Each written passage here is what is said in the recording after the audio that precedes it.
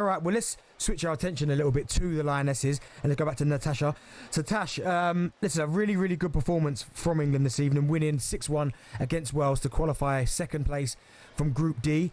How much do you think then of this test Sweden are going to be? I thought they were brilliant against the Netherlands, England, but is this Sweden test going to be a step up? Yeah, I think it will be, if I'm being honest. I think it will be similar to kind of like a French test. Different. I think I talked about it earlier. I feel like the Swedish team, like the bridesmaids, they always seem to make it to semi-finals of major tournaments, but then just always seem to fall short.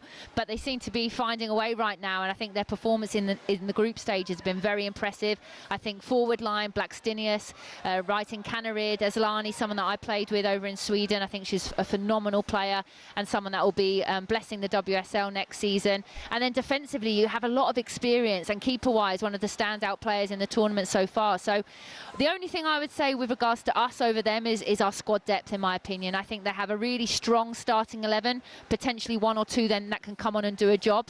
But I think with ours, you could easily field 2 starting 11s and be just as strong. And I think that's shown today as well with the impact the subs have had. So I fancy our chances, especially with the way that we've performed the last 2 games. A lot of people would have looked at that result yesterday between Sweden and Germany and thought, oh my goodness. But how much do you make of the fact that Germany went down to 10 men, or was Sweden just that good?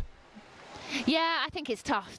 Germany lost a player so early on, but Sweden were also very good, and I think they exploited Germany's weaknesses. I think Germany at the back looked really slow, looked exposed. There was gaps all round. But then similar to the England-Wales game today, you're only as good as who you're coming up against, and you have to exploit that.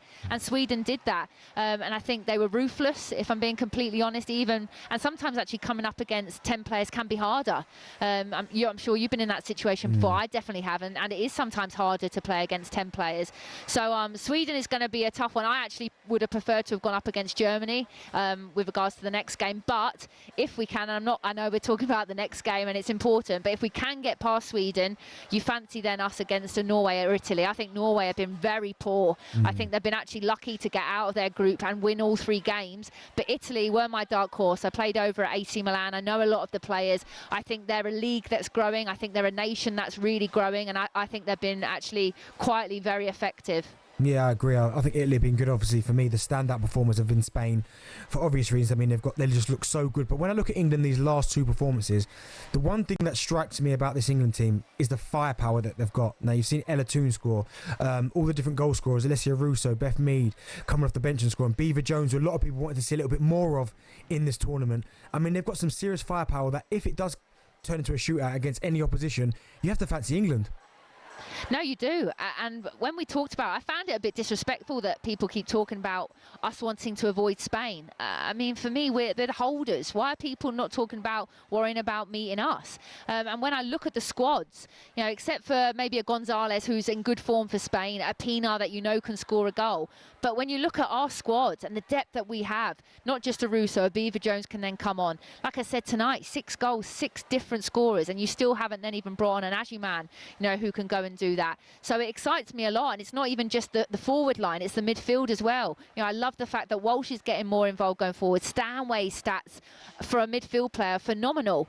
So yeah, I fancy us absolutely all day long if it came to a shootout. I'm looking at the squad as you said there, and there have been some really good performances. I mean, I thought that first half tonight, I thought Lauren James and Ella Toone on the right hand side were fantastic. Lauren James was almost playing at her own pace. She was that good. But who has really impressed you, and who do you think's been the standout player so far in this tournament for England?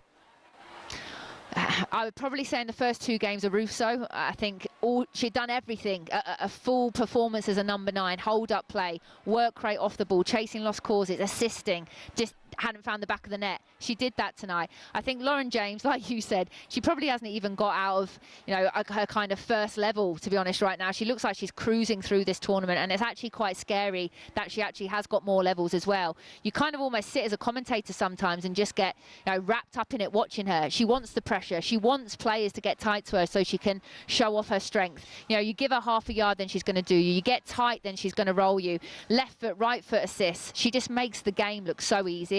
And it's no disrespect, but she is like our Bonmati. For me, Bonmati's probably done a little bit more than her in the game at the moment, but Lauren James is, 22 years old? What she could potentially do in the next 10 to 15 years is quite frightening. So for me, I'm excited as an England fan to have her in our team.